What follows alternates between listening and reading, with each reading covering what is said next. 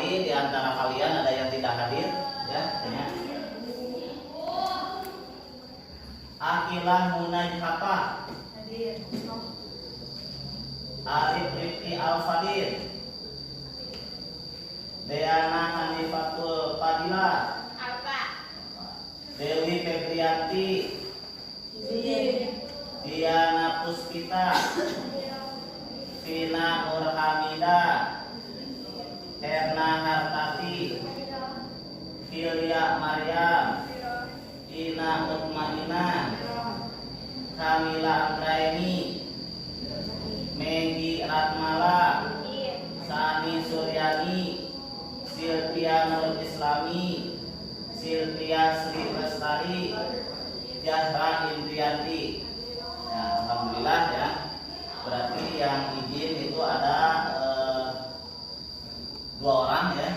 Berarti itu sakit, mudah-mudahan diberikan kesehatan lagi sehingga bisa mengikuti pembelajaran seperti kita biasa di sini. Amin ya rabbal alamin. Nah, sebelum pembelajaran dimulai, biar kalian tidak ngantuk dan biar kalian semangat, kalian dimohon untuk berdiri lurus sebentar. Tepuk 1 kali, tepuk 2 kali, tepuk 3 kali, tepuk 4 kali, tepuk 5 kali. Ya, bagus. Terus sekarang tepuk 5 kali, 3 kali. Mulai. Tepuk 5 kali.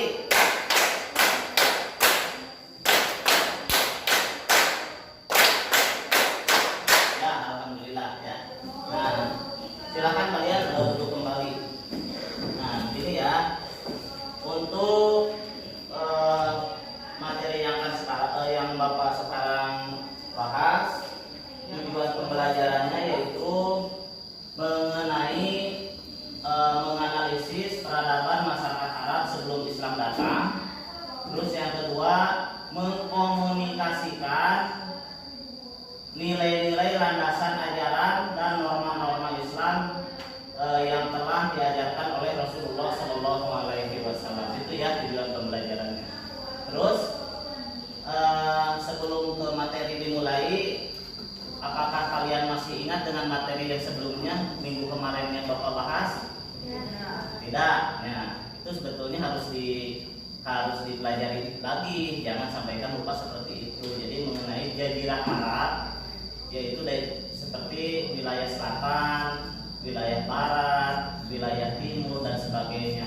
Yang mana di dalamnya terdapat kaum Qatania, kaum Adnania, ya seperti itulah gambarannya. Nah,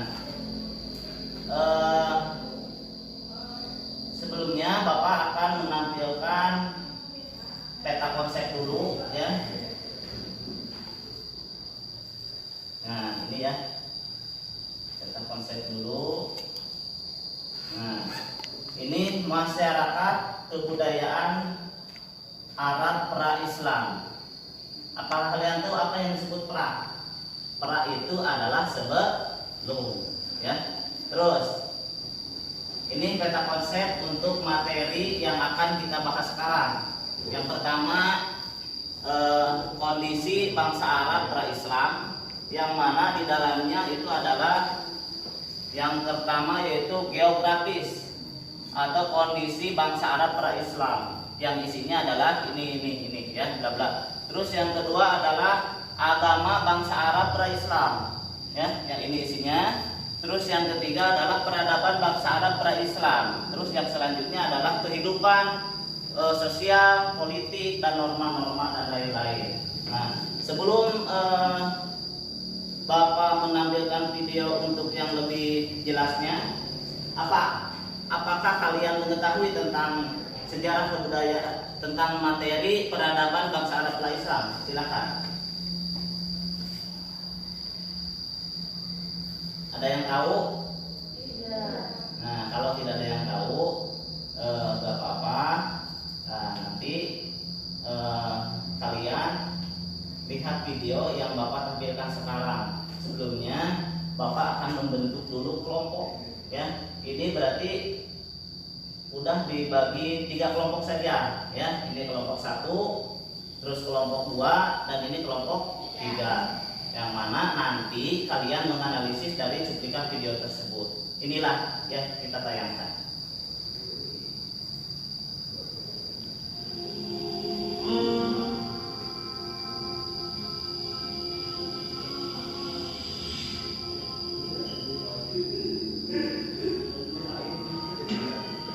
Kehidupan bangsa Arab sebelum diutusnya Rasulullah Muhammad SAW.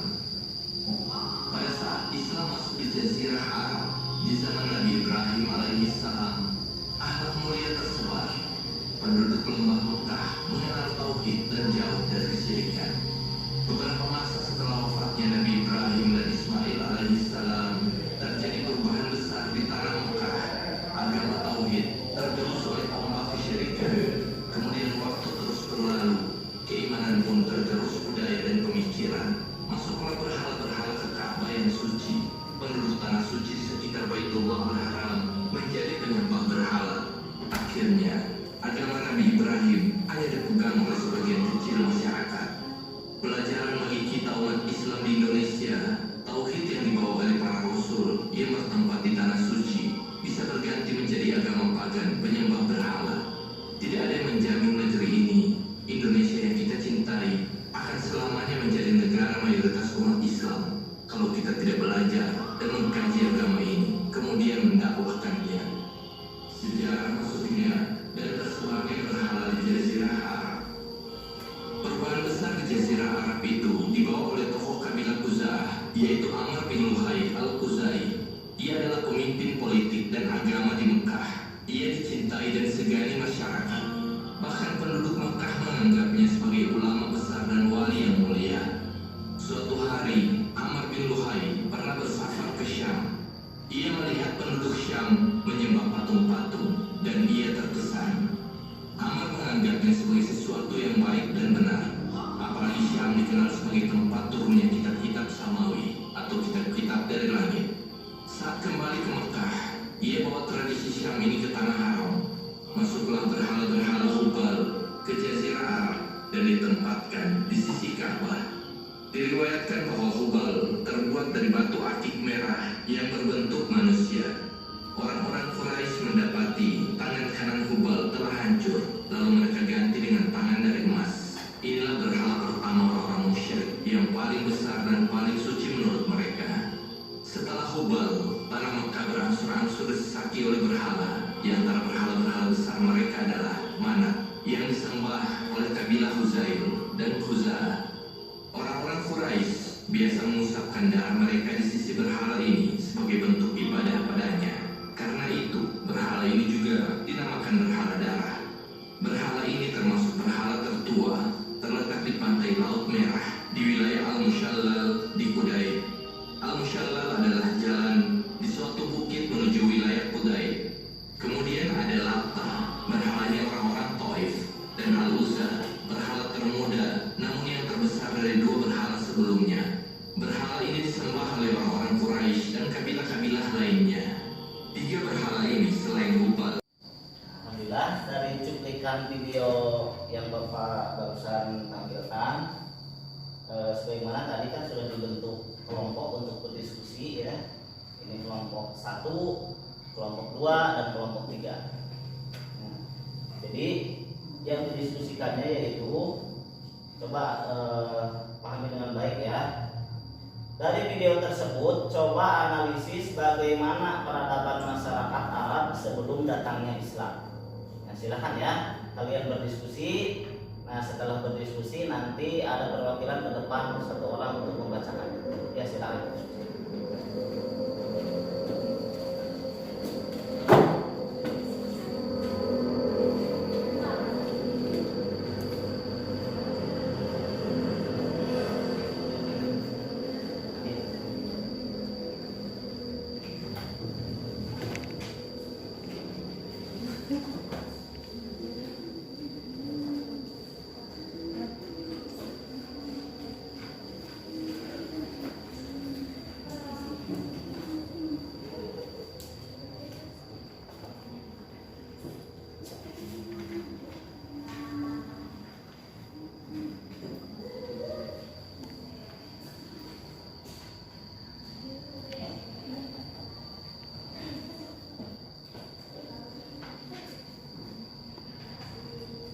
Baiklah, setelah kalian semuanya berdiskusi, langsung Bapak mempersilahkan untuk perwakilan satu kelompok, satu orang untuk membacakan hasil diskusi ke depan. Silakan.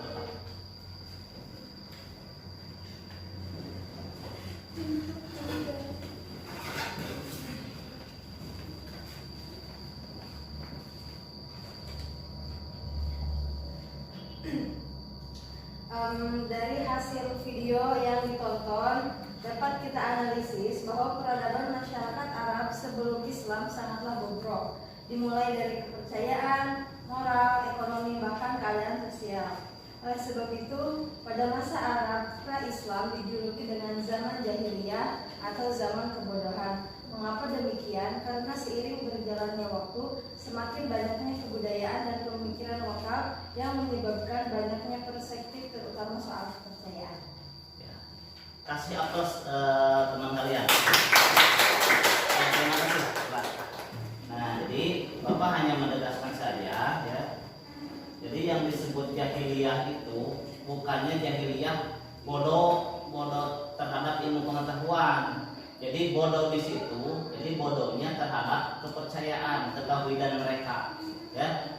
Nah, seperti kalau dulu kan mereka sudah mengenal ilmu yang disebut ilmu astronomi. Ada yang tahu tentang ilmu astronomi? Nah, kalau itu tidak apa-apa. Jadi ilmu astronomi itu ilmu yang mempelajari tentang alam semesta. Terus ada lagi seperti yang menciptakan syair-syair.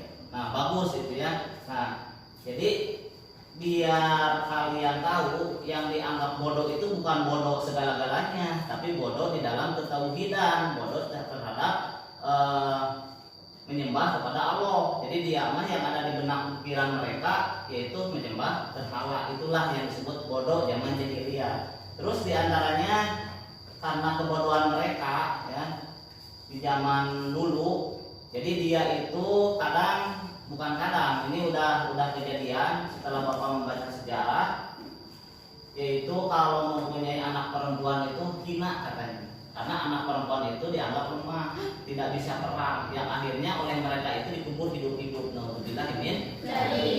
itu ya penjelasan mengenai analisis yang kalian dan diskusikan, terus Bapak luruskan. Nah, jadi kita kembali ke kesimpulan, ya. Nah, kesimpulan dari cuplikan di depan tadi, jadi kita harus mengambil ibrah atau hikmah yang disampaikan atau yang dilaksanakan oleh Rasulullah SAW. Pada waktu itu beliau sangat gigih sekali dalam memperjuangkan Islam. Meskipun beliau dulu itu dengan menyebarkan agama Islam itu tidak segampang itu, ya. Dengan di dalamnya terdapat macam-macam rintangan seperti macam-macam penyembah berhala, kepercayaan. Dulu ketika Rasul datang pun dia di dalamnya termasuk orang yang maksudnya bangsa Arab sebelum Islam itu, jadi seperti penyembah berhala, penyembah patung, penyembah jin, penyembah malaikat, penyembah bintang-bintang. Nah, mari kita ambil hikmahnya. Kalau kita kaitkan dengan kalian ataupun kita semua, kita ambil hikmahnya dari kejadian tersebut, ya. Jadi kita ambil suri teladan yang baik dari beliau, yaitu Nabi Muhammad SAW.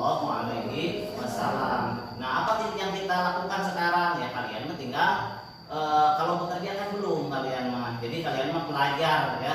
Itunya juga statusnya juga sebagai pelajar. Jadi bukan mencari nafkah. Kalau dikaitkan dengan ekonomi, kalian belum bisa mencari nafkah, tapi kecuali kalau membantu orang tua.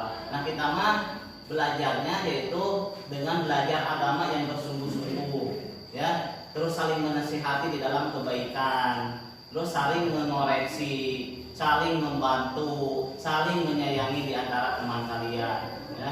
Jadi itu ya, barangkali dari kesimpulan ini ada yang ditanyakan? Tidak, alhamdulillah. Nah, untuk materi selanjutnya, ya, untuk pekan depan yaitu mengenai masyarakat Arab sesudah Islam datang. Ya, paham? Jadi sekali lagi untuk materi yang selanjutnya adalah masyarakat Arab sesudah Islam datang. Itu ya mungkin. Nah, biar kita ini berkah dan ada manfaatnya, tutup dengan doa kafaratul majlis.